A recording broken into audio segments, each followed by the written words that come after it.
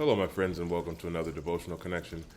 I had the opportunity to go up to men's retreat this weekend, and it was a good experience. I was just up there for an afternoon, but the things that the speaker was covering put me in some deep contemplative thought about where I stand, and there's some work that I have to do.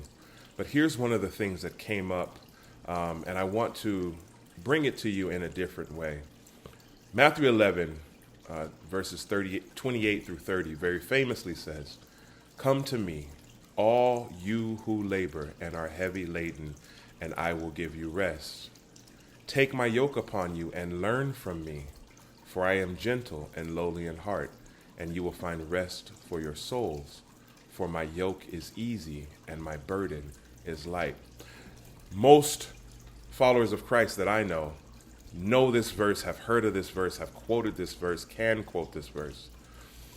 And we like the first part, "Come to me, all you who labor and are heavy laden, and I will give you rest." We don't even contemplate what that means sometimes. He's saying, "Come to me and I will give you rest." You don't know what rest is. Let me give it to you. Let you partake in my rest. Let me show you what rest really is, because you haven't truly had it yet. But verse 29 is where I want to focus right now. It says, "Take my yoke upon you and learn from me, for I am gentle and lowly in heart, and you will find rest for your souls."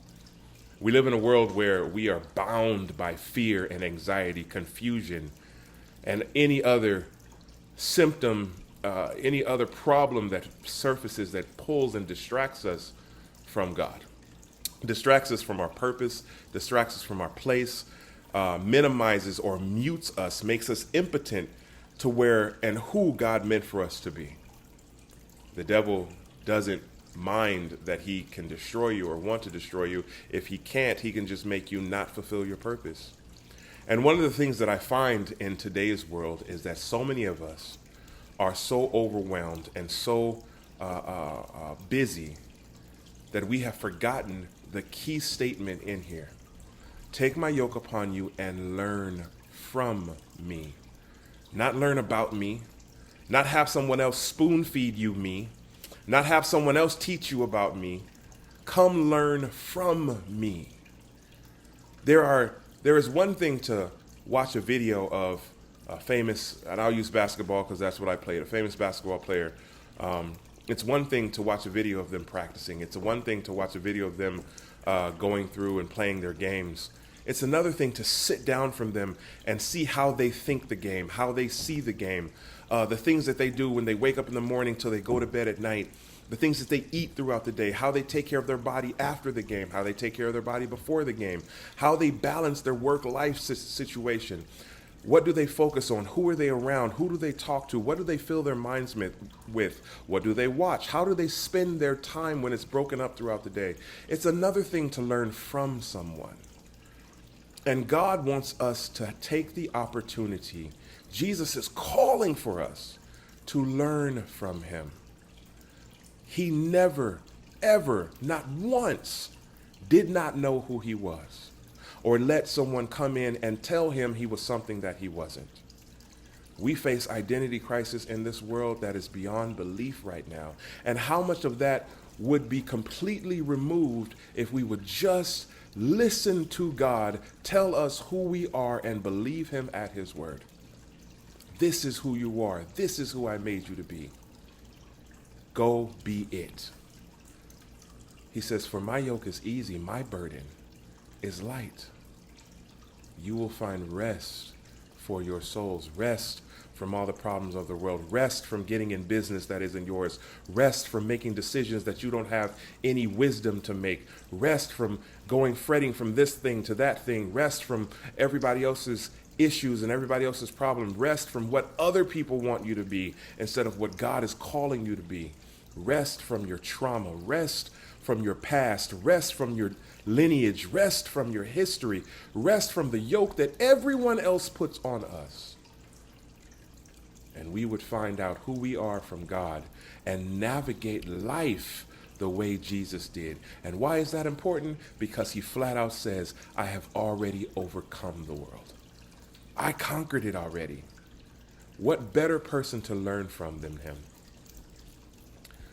I implore you again today, as I have been, has been a bug in my bonnet, a bee in my bonnet, I guess is the statement. It's been a bug in my craw. It's been on my mind constantly. We have to follow Jesus. We have to build our relationship with him. We have to get in with him. I need to be concerned about what he's concerned about. I need to be fretting about where he's leading me and where he's going. The only thing I need to be worried about is, am I following him? There are things that I don't even need to be involved in. There are conversations I don't need to be involved in. Why? Because he's not there. But when he tells me who I am, I follow it. When he tells me what I'm supposed to do, I listen. When he tells me where I'm supposed to go, when he calls me to sit, when he calls me to stop, when he calls me to move forward, when he calls me to bulldoze, when he calls me to be gentle, when he calls me to use my big boy voice, and when he calls me to absolutely be quiet. When the situation is bigger than me and I don't know what to do, I need to just hand it over to him and say, this is your problem, God. When a person is giving me all types of grief and I don't know how to handle them in the appropriate way, I need to give them to God and say, that's your child, God. We need to be in tune, in line, and in relationship with the one and only Jesus Christ. And we need to follow him no matter where he leads and no matter where he goes, because he is the only one who has overcome the world. He's the only one who can teach us how to do it. He's the only one who can lead us down the path. He's the only one who knows where he's going. Following anyone else is only, as our pastor puts it, a few thrill rides on the way to death. Talk to you again soon.